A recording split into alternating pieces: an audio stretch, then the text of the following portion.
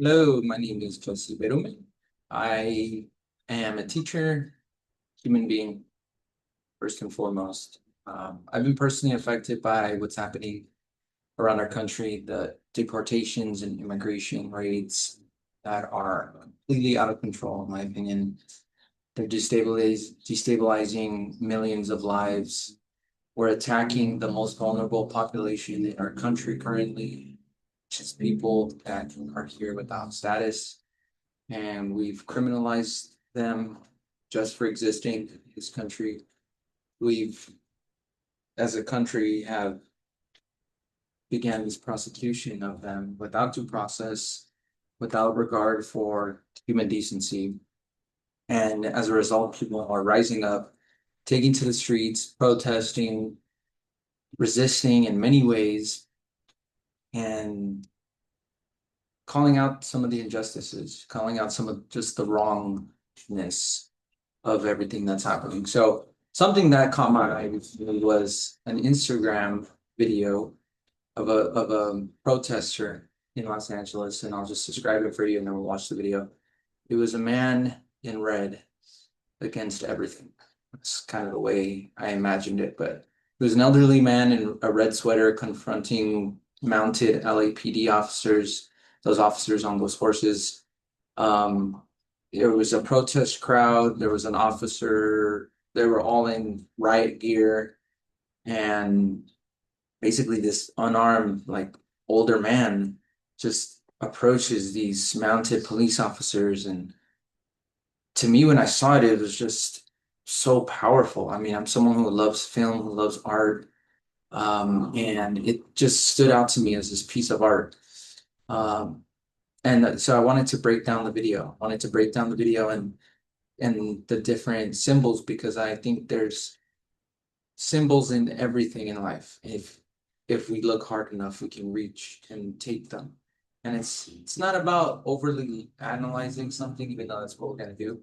It's more about seeing the context behind it, understanding what's in that image and what makes an image, and I think what we can learn from it, if anything. So hopefully I pique your interest. Hopefully this is fun and inspiring. My goal of this is to call out to some of the things that are happening and just raise some questions, and they look at things through a different light. So let's watch the video. There's no audio here, but we will watch the video together. Um, and I want you to I'm just gonna play the video um whole. It's a quick clip. Here we go.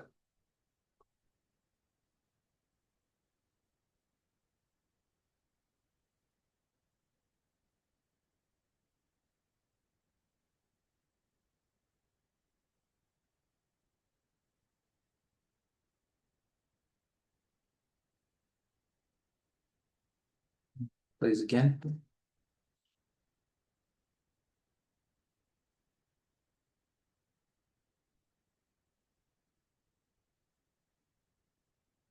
Powerful stuff, right? So regardless of what you think about this protest or immigration, illegals, as people like to call them, there's no doubt that there's a lot happening in this image. So let's start here with the frame. So we have the man in red walking towards mounted officer. The officer pulls the horse reins. You could see the horse kind of neighing. He's getting hurt by this. The man has his hands on the horse, comforting the horse, and the horse has his right ear. That's hilarious. And we're just gonna focus on them right now. So red, there's some symbolism here. So the fact that he has red, red is a symbol of blood. It's a symbol of defiance. It's ancestral in a sense, because it's calling out. I mean, blood refers to lineage. When you say like it's in our blood, it's they have my blood. It refers to, a lineage, so to speak. So, and then you have, and the man himself is an elderly man, which is powerful and impactful as well, because he's someone that's lived his whole life He's probably done already a lot for humanity, but he's here leading this charge of people. Literally, he's broke the line, and it's so just focusing on that red sweater, your eyes go straight to it, right? It's powerful. And this is not something that was intentional. I think that's the beauty of it, is that this was just a man who just, was there at this just happened organically. And he's walking towards the beast. So he's calmly walking towards the horse, this massive, unpredictable animal. But and it's ridden by this agent, right? You can't see his face. It represents, I mean, all the darkness of the suit, the fact that he has this huge stick. It just represents the darkness, like I don't want to say evil, but it does represent some force of, extreme um, oppression. And then you have him walking towards the horse, fearless. And the policeman is trying to control the beast. Oh, he struck the man right now, but so he's trying to control the horse. The animal looks nervous, right? The state appears elevated and uneasy. So this is basically calling out to what happens when states and governments are fearful of quote unquote status change, or the norm power shift dynamics are changing. So people in charge are no longer in charge anymore, or they're losing grips on that control and that power. And this man is an agent of the state. All police, military are. So their fear and his fear and nervousness is actually symbolic of the fear and nervousness that the government currently feels because people are rising up. And then the background, right? You have a government building. It's just this big, nameless, silent background. It's just faceless. So he approached the situation, the man overall, with gravity, right? And then we have the next part, which we're going to break down right now, which was the baton swing. Boom. So we had that quick baton swing. Let's watch it again. Boom. Right? Just snaps at the man. The horse raises slightly, not at chaos, but at the stillness of the man. This is metaphoric because the state doesn't fear violence. They like violence. They want violence. What they fear is dignity. And the way that this man is approaching the horse is dignified. It's calm. I mean, he puts his hand on the horse. He's not riding the horse, but he befriends the horse more from the horse's level. And that's what the state really fears. They fear that we are better than them. They fear that we are just a people who just want to be left alone, that we just want peace, that we just want dignity. Right. And then once the officer lifts the baton, that motion is an instinctual reflex of the empire. So it basically strikes the man because the man can't be dominated. The man can't be, he's not scared. The man's not cowering. So he's stricken, right? That's what the state does. They strike us down in whatever way they can. And the man makes eye contact with the horse. It's like there's face to face. And it's that idea of man versus beast, but in this sense, the beast is not the horse. The beast is the man riding the horse. You know what I'm saying? So then, okay. So then the officer raises the baton higher, calmly touching the horse. The hand on the horse evokes the tamer aspect of it, like how the man puts his hand on the horse right here.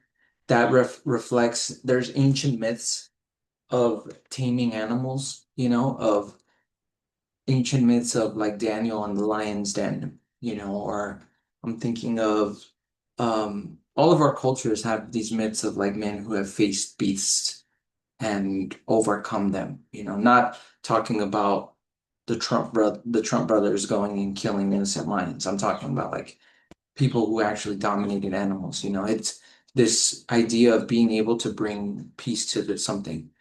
Um, and then the dichotomy or the juxtaposition or the interplay between one man's comforting and resting gently, which is the man in red, and then one hand's holding a weapon above him. That's of interesting dynamic as well. Then they both have body language difference. So the man isn't challenging the cop, he's connecting with the animal. The symbolism here is you might control the beast, but I speak to its soul. So just think about that for a second. It's thinking about who's really connected with the spirit of the world. Is it the state and their dominance and the way they try to dominate people, or is it regular people who are connected with nature and love and just trying to survive, right? And then if we let it go a little bit, we see the crowd, approaching the edge of the frame, reinforcing the man. He's at the front line, right? You have these people who are supporting him, recording him, right? You have sticks here. You have this concerned woman, and essentially you have like this makeshift army. It's essentially just people using their bodies as fodder, as a weapon. And then ultimately this scene right here, this is the face-off. This is the David versus Goliath moment. If you don't know that story, that's the story of the Bible where, and I'm not Christian or religious, but there's a lot of symbolism from the Bible, archetypes. But it's basically just the story of a young person who, against all odds, was able to defeat a larger and probable enemy, right? So this is a visual, like this is a symmetrical moment. You have both of them facing each other right on each other, right? You see the full posture of defiance, the lone elder versus armored state power. So the elder is squaring up straight up to the man, to the state. And the cop on horseback is above him, elevated. But he's fragile because he's on the horse. He's it's unsteady. It's like he's trying to dominate something that really isn't his to dominate, you know? And there's no escape, right? You have the street at the bottom. It pulls the viewer's eye inwards. It forms a tunnel. This isn't just a choice. This feels like fate. He stood centered and the world is turning around him. So it's just this moment, they are the center of the world in that moment. And you have, some other thematic elements here. You have a the fact that the man is unarmed, right? The fact that the man is unarmed. This is martyrdom. There's no fight back. It's just the anticipation of harm. So in a lot of ways, martyrs, if you look up what a martyr is, it's somebody who dies for a cause, gives their life for a cause, right? And it's usually without a fight. And so this is that idea of us giving our lives up. Yes, there's still that anticipation and anger and tension, right? There's a crisis point. Everything's building up. The man's just, you know what's gonna happen? It's like the final breath before history makes a choice. There's a moment where everything stands still, right? And we have an option. Like the policeman has an option there, but they choose violence. And the man is open. Look at how his hands are down to his sides. He's physically open, emotionally exposed, but he's grounded. His feet are grounded. This is what terrifies power, is the man who does not flinch. Super powerful there. And so now we have, if we keep going, we have this man coming out, right? He's, the elder man here is like a shaman. He's looking, he's re-engaging, he's trying to offer stability to the moment. He's essentially, trying to tame this whole situation, but he doesn't really, understand him. But then the other officer grabs and shoves the elder. His face clenches, but he doesn't fall. Let's see that scene right now. So boom. So he face, but look at how he holds himself, right? The touch of force from the man. Just low blow, freaking, just sucker pushes him.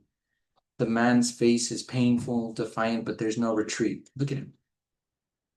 Look at even as he is knocked down, he's not scared. It's just so at this point, this fabric, this red sweater, it's a vestment.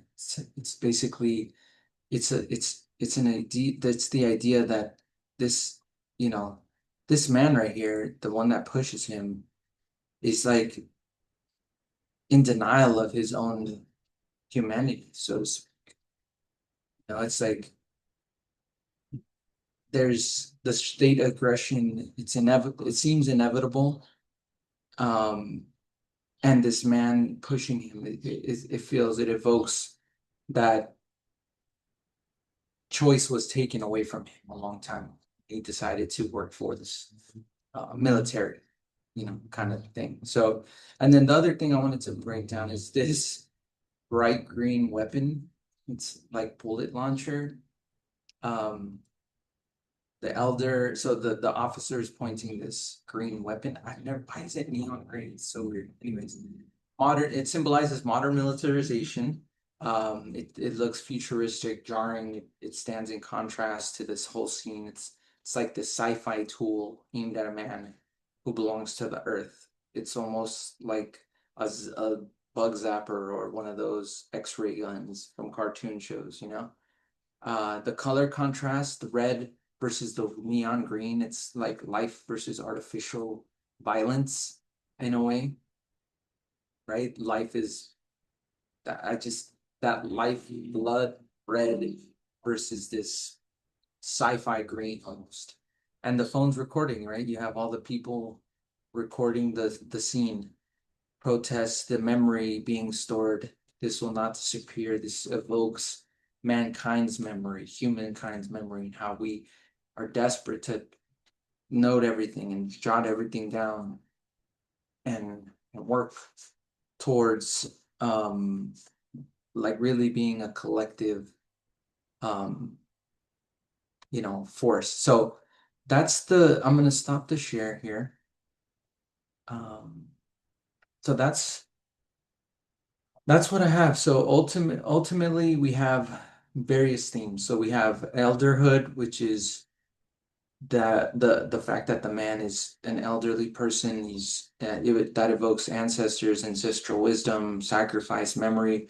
You have stillness as power, which is the motionlessness of the people versus the frenzy of the state, and the way calm and dignity are used by us, and the way the state uses the military and power. And when I mean the state, I mean governments or people in power, and how they essentially force everybody to agree with what they think is reality, but in reality, we're not allowed to question those things. And any kind of response by us is perceived as violence, but violence from them is okay. And you have the color red, it's a beacon, a warning, a flame, a martyr's cloak. You have the horse, which the horse is freedom turned into oppression. It's instincts resisting itself, right? Because it's like the horse is just brought into this. And in a way, you can say the same thing about the soldiers as well.